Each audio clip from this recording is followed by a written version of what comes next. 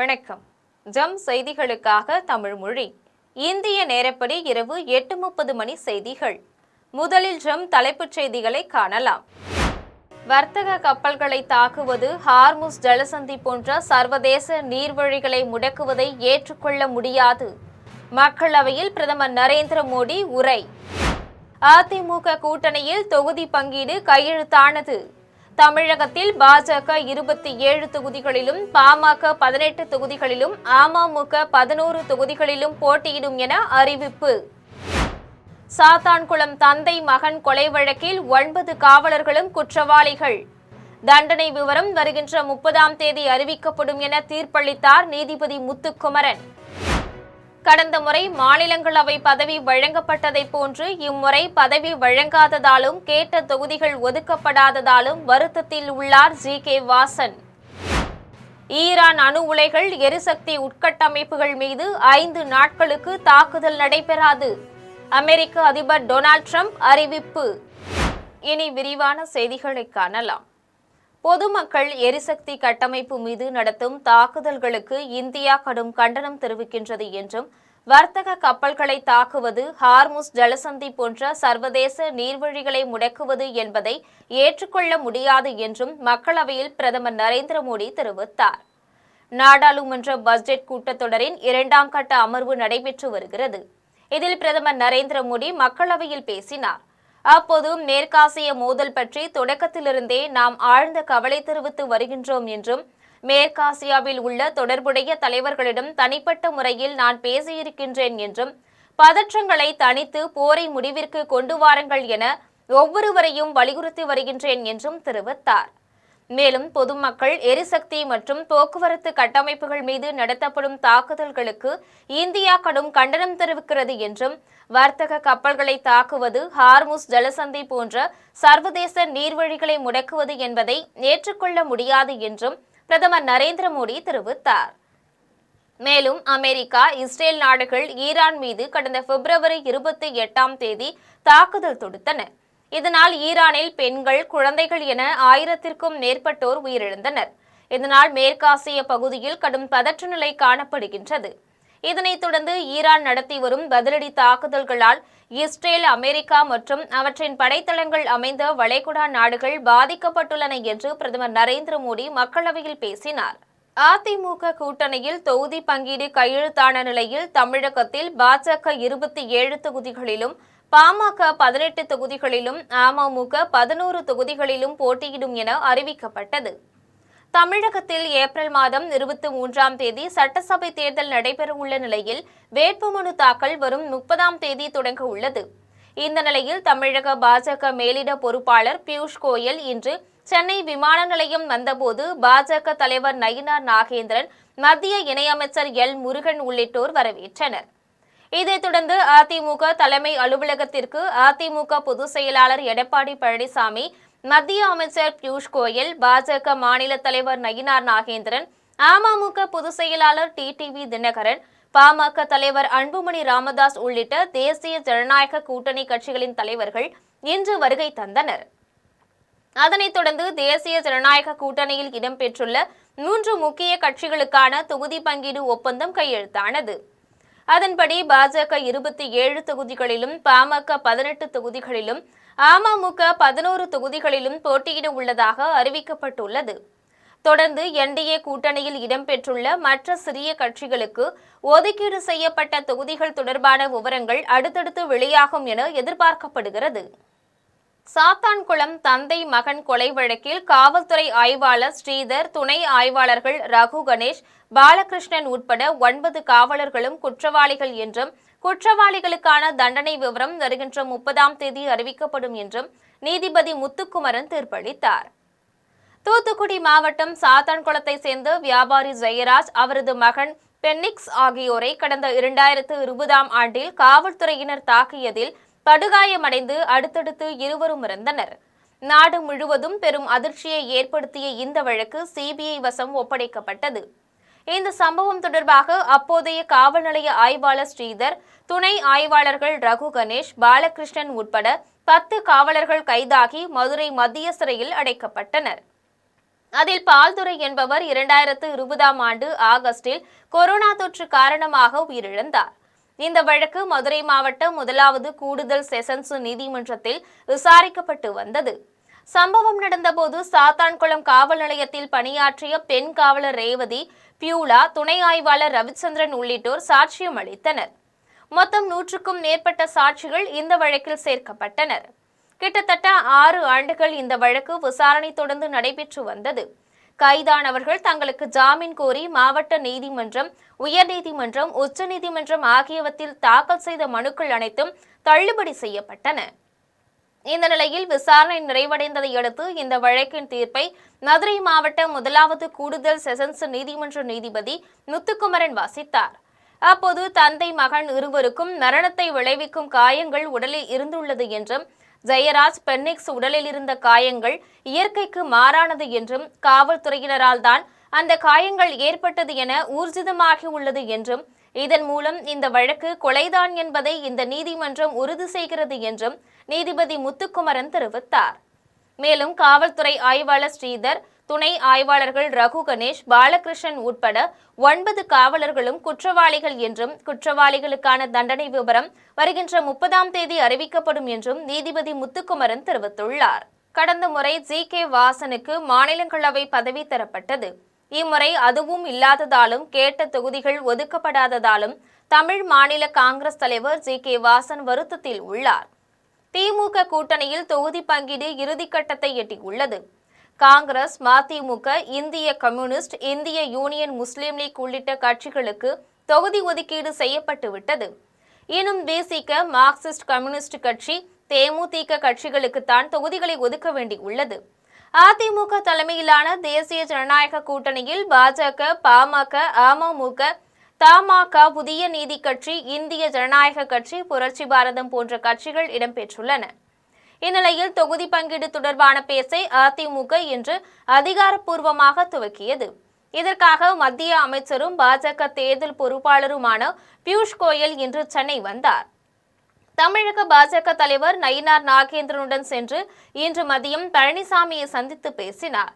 அதனைத் தொடர்ந்து பாமக தலைவர் அன்புமணி, அமமுக பொதுச் செயலாளர் டிடிவி தினகரன் உட்பட கூட்டணி கட்சிகளின் தலைவர்களையும் சந்தித்தார். முடிவில் தொகுதி பங்கீடு இறுதி செய்யப்பட்டது. அதன்படி நடைபெறவுள்ள சட்டசபை தேர்தலில் அதிமுக கூட்டணியில் 3 கட்சிகளுக்கு தொகுதிகள் ஒதுக்கப்பட்டுள்ளன. பாஜகவுக்கு 27 தொகுதிகளும், பாமகவிற்கு 18 தொகுதிகளும், அமமுகவிற்கு 11 தொகுதிகளும் ஒதுக்கப்பட்டுள்ளன. அதிமுக கூட்டணியில் உள்ள இதர கூட்டணி கட்சிகளுக்கு இன்று இரவிற்குள் தொகுதி பங்கீடு குறித்து கையெழுத்தாகும் என்று தெரிவிக்கப்பட்டது. இந்த நிலையில் தேசிய ஜனநாயக கூட்டணி தொகுதி பங்கீட்டிற்கு தமாக தலைவர் ஜி.கே. வாசன் வரவில்லை. 6 தொகுதிகளை கேட்ட ஜி.கே. வாசனுக்கு அதிமுக 4 தொகுதிகள் வரை கொடுக்க முன்வந்ததாக தெரிய வருகிறது. இந்நிலையில் கேட்ட தொகுதிகள் ஒதுக்கப்படாததால் ஜி.கே. வாசன் வருத்தத்தில் உள்ளார். ஈரான் அணு உலைகள் மற்றும் எரிசக்தி உட்கட்டமைப்புகள் மீது 5 நாட்களுக்கு தாக்குதல் நடைபெறாது என்று அமெரிக்க அதிபர் டொனால்ட் ட்ரம்ப் தெரிவித்துள்ளார்.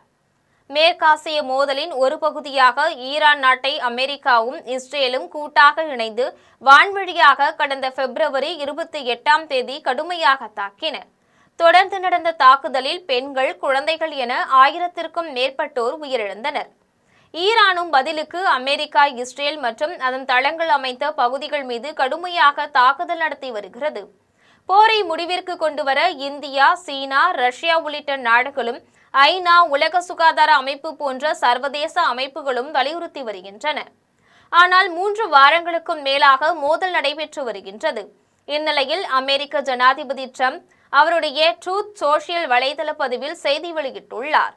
அதில் அமெரிக்காவும் ஈரானும் கடந்த 2 நாட்களாக பேச்சுவார்த்தையில் ஈடுபட்டன என்றும், மத்திய கிழக்கில் நம்முடைய பகைமைக்கு முற்றிலும் ஒரு தீர்வு காணப்பட உள்ளது என்றும், இந்த விரிவான பயனுள்ள பேச்சுவார்த்தை வாரம் முழுவதும் தொடரக்கூடும் என்றும், அதன் அடிப்படையில் ஈரான் அணு உலைகள் மற்றும் எரிசக்தி உட்கட்டமைப்புகள் மீது நடத்தப்படும் அனைத்து இராணுவ தாக்குதல்களையும் 5 நாட்களுக்கு ஒத்திவைக்க வேண்டும் என்று போர்த்துறைக்கு நான் உத்தரவிட்டுள்ளேன் என்றும் ட்ரம்ப் தெரிவித்தார்.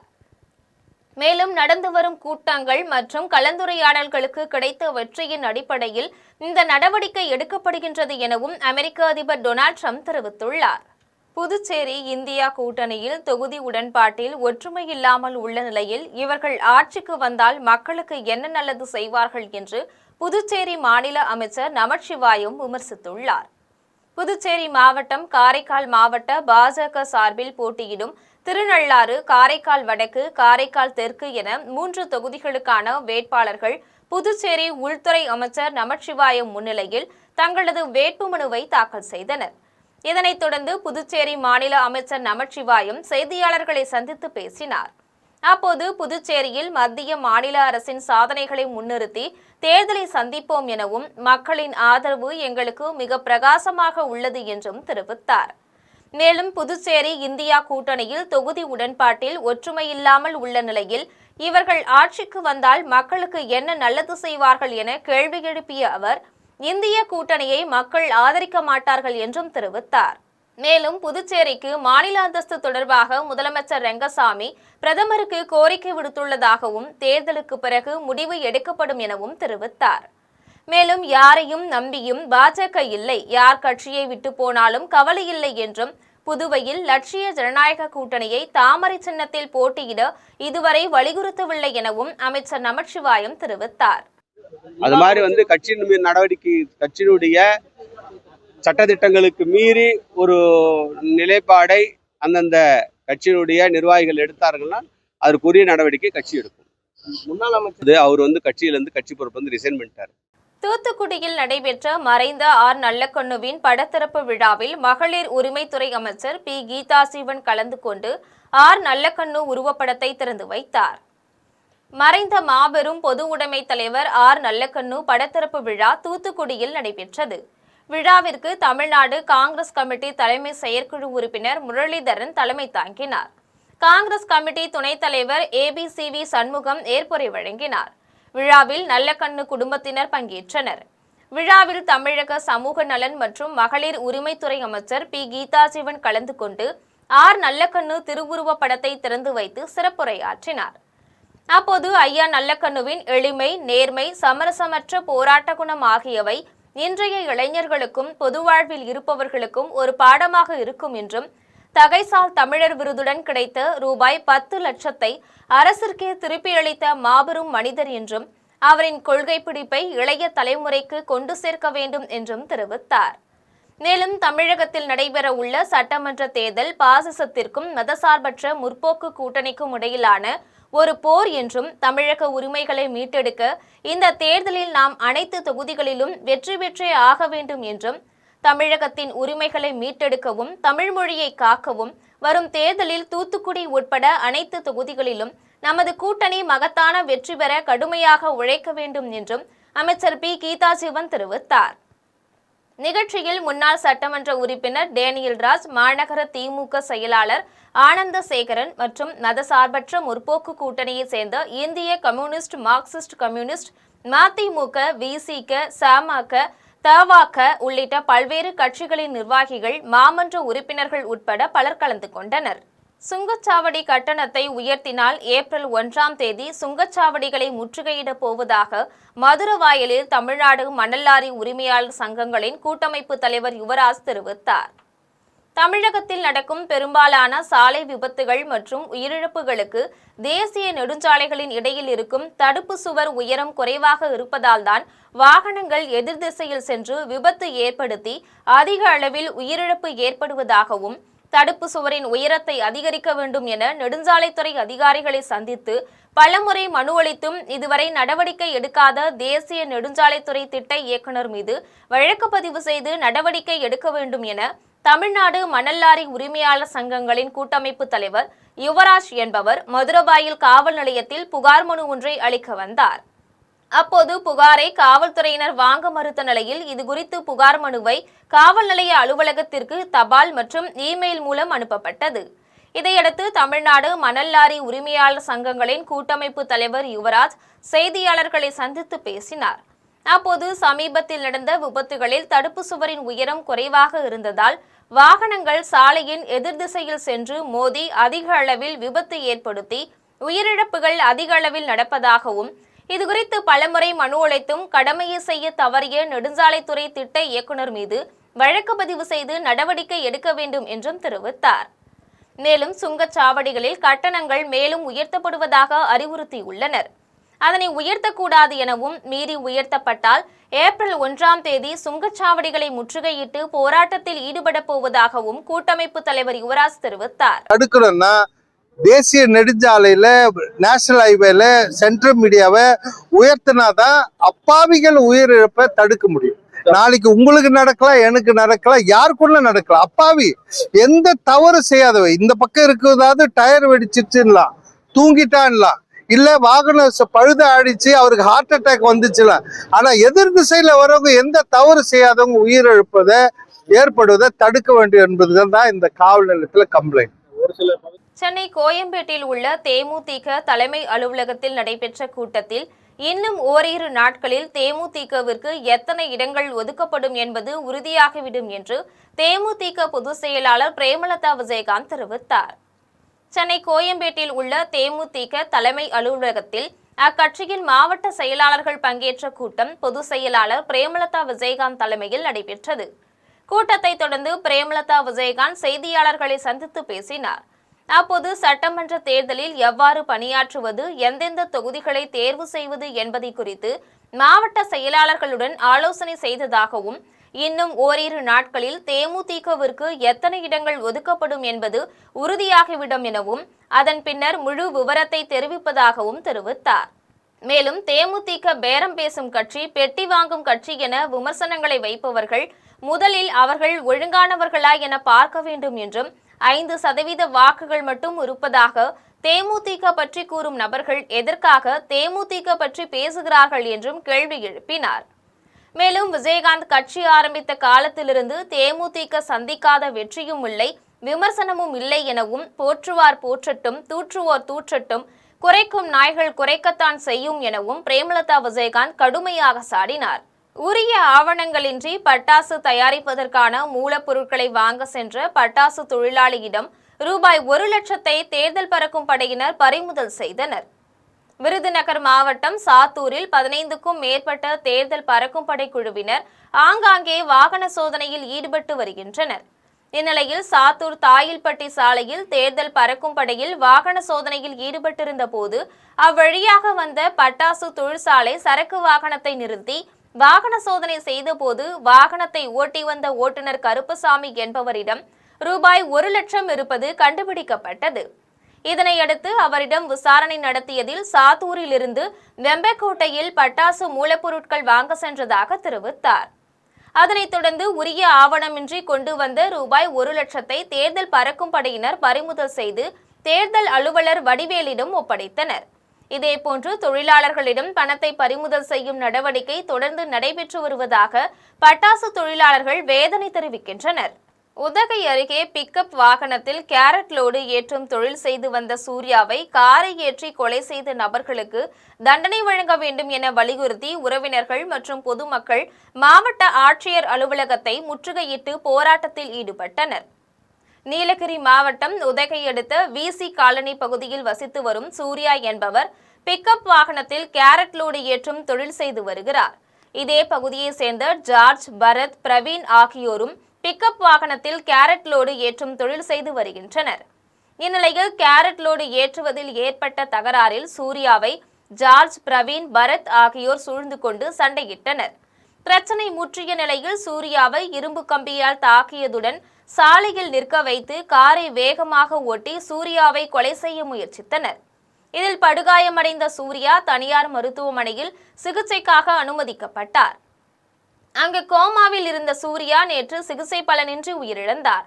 இதனைத் தொடர்ந்து காவல்துறையினர் வழக்கு பதிவு செய்து சூர்யாவை தாக்கிய 3 பேரை காவல்துறையினர் கைது செய்த நிலையில் மூவரும் ஜாமீனில் வெளியே வந்து காவல் நிலையத்தில் கையெழுத்திட்டு வருகின்றனர்.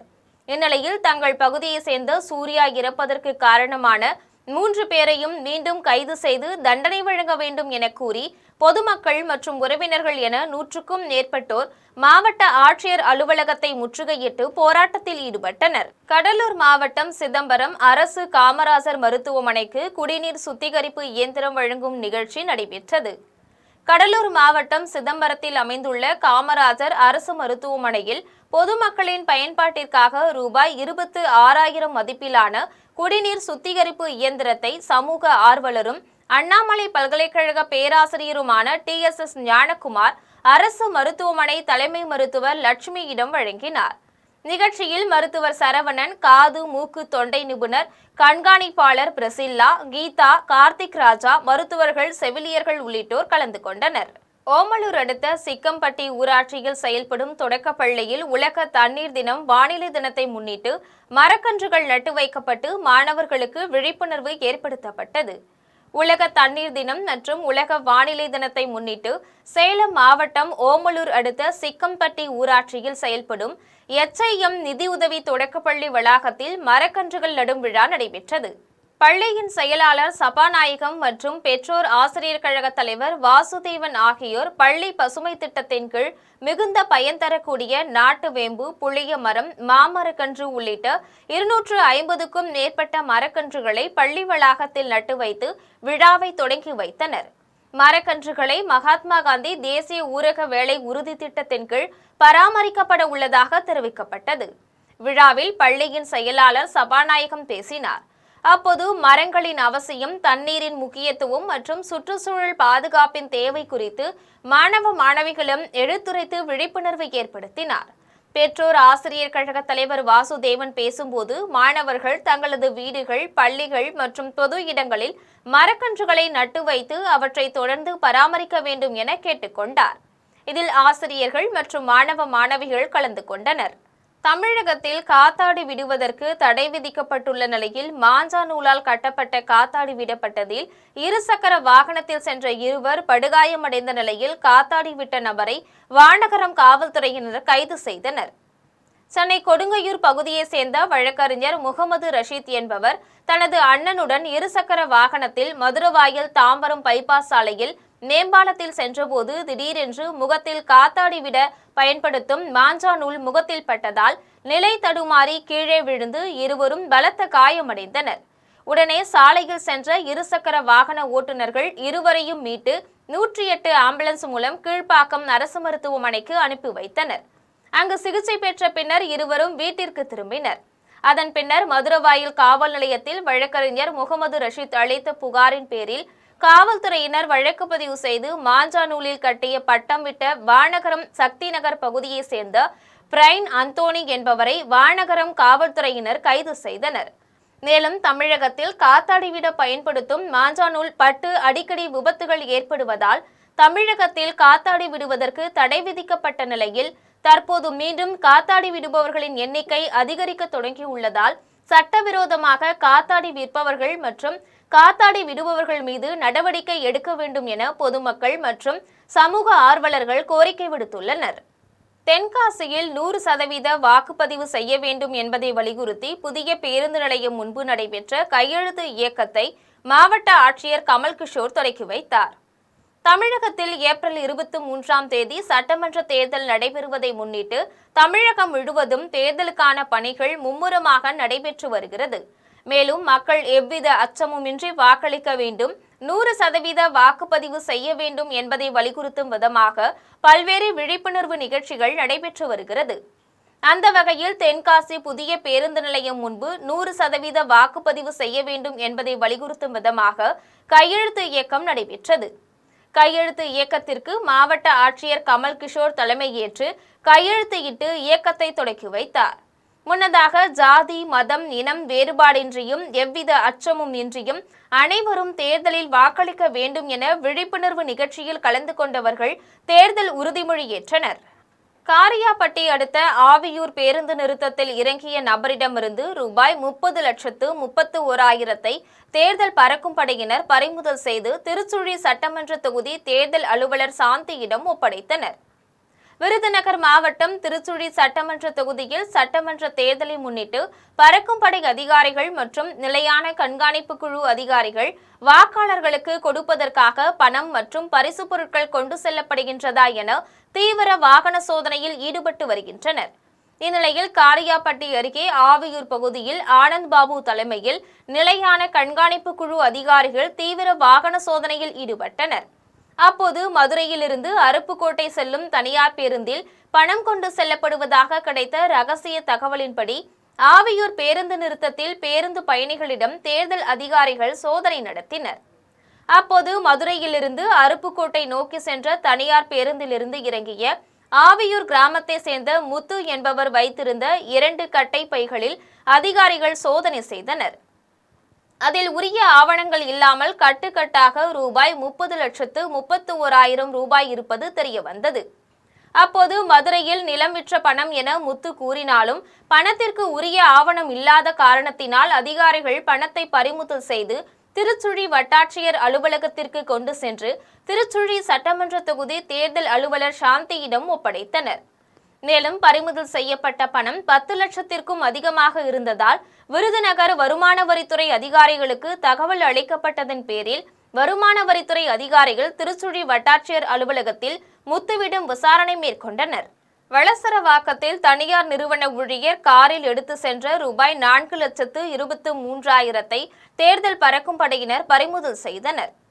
2026ஆம் ஆண்டிற்கான தமிழக சட்டமன்ற தேர்தல் ஏப்ரல் 23ஆம் தேதி நடைபெற உள்ள நிலையில் தேர்தல் நடத்தை விதிமுறைகள் அமலுக்கு வந்துள்ளது. இந்நிலையில் தேர்தல் பறக்கும் படையினர் சென்னை வளசரவாக்கத்தில் ஆற்காடு சாலையில் கனரா வங்கி அருகே தேர்தல் பறக்கும் படையினர் வாகன சோதனையில் ஈடுபட்டனர். அப்போது அந்த வழியாக வந்த தனியார் நிறுவனத்தில் பணிபுரியும் நரேஷ் கௌஷிக் என்பவரின் காரை நிறுத்தி சோதனை செய்ததில் உரிய ஆவணங்களின்றி ரூபாய் 4,23,000 பையில் வைத்திருந்தது தெரிய வந்தது.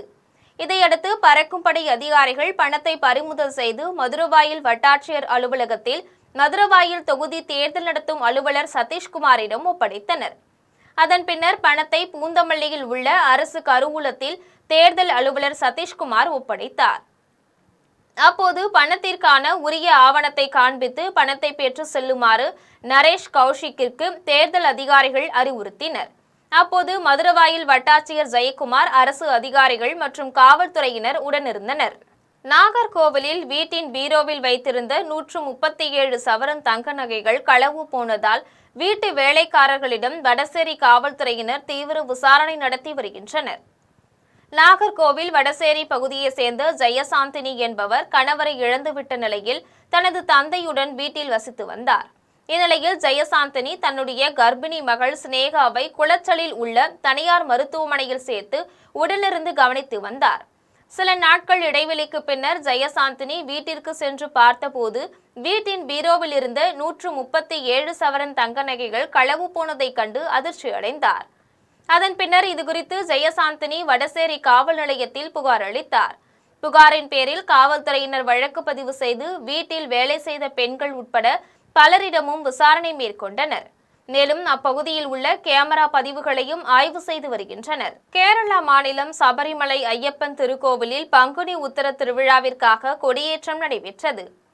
உலக பிரசித்தி பெற்ற சபரிமலை ஐயப்பன் திருக்கோவிலில் ஆண்டுதோறும் பங்குனி உத்திர திருவிழா கொடியேற்றத்துடன் துவங்கி ஆராட்டு வைபவம் வரை 10 நாட்கள் நடைபெறுவது வழக்கம். அதன்படி இந்த வருடத்திற்கான பங்குனி உத்திர திருவிழாவை முன்னிட்டு நேற்று மாலை திருநடை திறக்கப்பட்டு பங்குனி உத்திர திருவிழா கொடியேற்றத்துடன் துவங்கியது. முன்னதாக ஆலய தந்திர காண்டரு மகேஷ் மோகனரு கொடிமரத்திற்கு சிறப்பு பூஜைகள் செய்து திருக்கொடியை ஏற்றி வைத்தார். அதனைத் தொடர்ந்து வரும் மார்ச் 31ஆம் தேதி பள்ளி வேட்டையும், அதனைத் தொடர்ந்து சபரிமலை ஐயப்பனின் பிறந்த நாளான பங்குனி உத்திர நட்சத்திரமான ஏப்ரல் 1ஆம் தேதி பம்பை ஆற்றில் ஐயப்ப சுவாமிக்கு ஆராட்டு வைபவமும் நடைபெற உள்ளது. கொடியேற்ற நிகழ்வில் தமிழகம், கேரளா, கர்நாடகா உள்ளிட்ட பல்வேறு மாநிலங்களிலிருந்து திரளான பக்தர்கள் பங்கேற்று சுவாமி தரிசனம் செய்தனர். திருச்சுழியில் பிரசித்தி பெற்ற அருள்மிகு ஸ்ரீ திருமேனிநாதர் உடனுறை துணை மாலையம்மன் திருக்கோவிலில் பங்குனி உத்திர திருவிழாவை முன்னிட்டு தங்கக்கொடி மரத்தில் கொடியேற்றும் விழா சிறப்பாக நடைபெற்றது. விருதுநகர் மாவட்டம் திருச்சுழியில் அமைந்துள்ள ஸ்ரீ திருமேனிநாதர் உடனுறை துணை மாலை அம்மன் திருக்கோவிலில் பங்குனி உத்திர திருவிழா 10 நாட்கள் நடைபெற உள்ள நிலையில் சுவாமி சன்னதியின் முன்புள்ள தங்க கொடிமரத்திற்கு சிறப்பு அபிஷேகங்களுடன் சிறப்பு பூஜை நடத்தியதை அடுத்து கொடிமரத்தில் கொடியேற்றப்பட்டது. அதனைத் தொடர்ந்து ஸ்ரீ திருமேனிநாதர் உடனுறை துணை மாலை அம்மன் பல்வேறு வாகனங்களில் எழுந்தருளி பக்தர்களுக்கு தினந்தோறும் காட்சியளிக்கிறார். இதையடுத்து வரும் மார்ச் 30ஆம் தேதி திருக்கல்யாண வைபவமும், மார்ச் 31ஆம் தேதி மகா திருத்தேரோட்டமும் நடைபெற உள்ளது. இந்நிலையில் இன்று நடைபெற்ற தங்க கொடிமரத்திற்கு கொடியேற்றும் விழாவில் ஏராளமான பக்தர்கள் கலந்து கொண்டு ஸ்ரீ திருமேனிநாதர் உடனுரை துணைமாலை அம்மனை வழிபட்டனர். மீண்டும் தலைப்புச் செய்திகள். வர்த்தக கப்பல்களை தாக்குவது, ஹார்முஸ் ஜலசந்தி போன்ற சர்வதேச நீர்வழிகளை முடக்குவதை ஏற்றுக்கொள்ள முடியாது. மக்களவையில் பிரதமர் நரேந்திர மோடி உரை.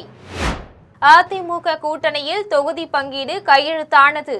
தமிழகத்தில் பாஜக 27 தொகுதிகளிலும், பாமக 18 தொகுதிகளிலும், அமமுக 11 தொகுதிகளிலும் போட்டியிடும் என அறிவிப்பு. சாத்தான்குளம் தந்தை மகன் கொலை வழக்கில் 9 காவலர்களும் குற்றவாளிகள். தண்டனை விவரம் வருகின்ற 30ஆம் தேதி அறிவிக்கப்படும் என தீர்ப்பளித்தார் நீதிபதி முத்துக்குமரன். கடந்த முறை மாநிலங்களவை பதவி வழங்கப்பட்டதை போன்று இம்முறை பதவி வழங்காததாலும் கேட்ட தொகுதிகள் ஒதுக்கப்படாததாலும் வருத்தத்தில் உள்ளார் ஜி.கே. வாசன். ஈரான் அணு உலைகள், எரிசக்தி உட்கட்டமைப்புகள் மீது 5 நாட்களுக்கு தாக்குதல் நடைபெறாது. அமெரிக்க அதிபர் டொனால்ட் ட்ரம்ப் அறிவிப்பு. இத்துடன் ஜெம் செய்திகள் நிறைவடைகின்றன. மீண்டும் செய்திகள் நள்ளிரவு 12 மணிக்கு. உடனுக்குடன் செய்திகளை காண ஜெம் live.tv என்ற இணையதளத்தில் இணைந்திருங்கள். நன்றி, வணக்கம்.